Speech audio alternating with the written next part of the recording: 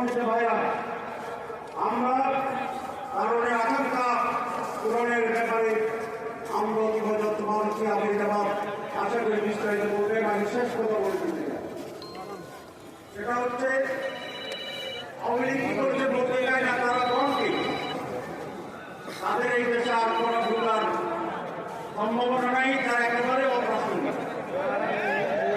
এটা আজকে বলতে চায় এই লড়াই সংগ্রামের মূল লক্ষ্য হচ্ছে নতুন বাংলাদেশ। 54 বছরের শাসনের যে বাংলাদেশ ছিল, 5 আগস্ট সেই বাংলাদেশের যে পরিচালনা নেতৃত্ব, যে পেট্রোল